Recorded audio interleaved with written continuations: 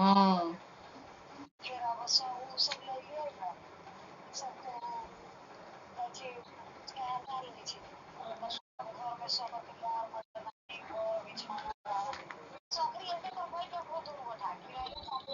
ये 3-4 गो जानी आयल सेटरिंग पूरे नीचा से बरामदा घर सीढ़ी सब भखल है। एक घर में केना रहे छै गुजर।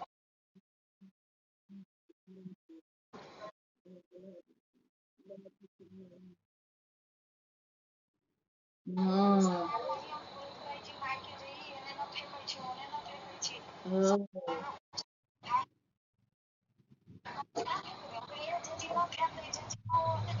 तेना 4 गो घर है खपरा वाला ये तो बाकी यहाँ से 5 गो है। 4 गो तो छते वाला है।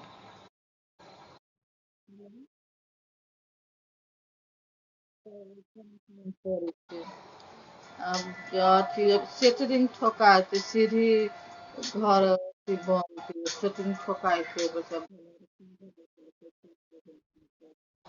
दूगो मिस्त्री लाइले बाहर से ओकरा न होइ छै तो वो बांस सब पटलै अथी सेटरिंग सब पट्टी पट्ठा सब ठोकलै लाई से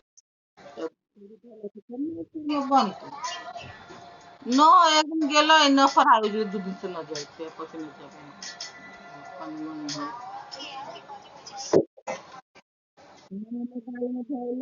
शिवनिया देखा के मदद न देलकै।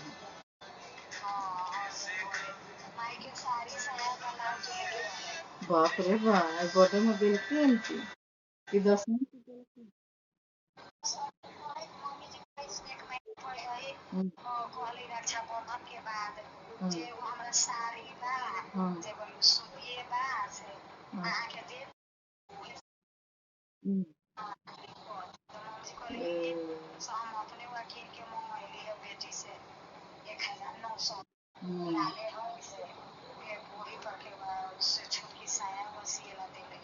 हम्म, हम्म,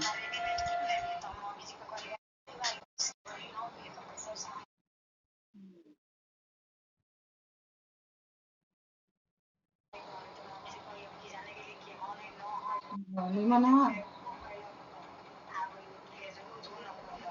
हम्म, हाँ कल तो कथी नहीं कैलक।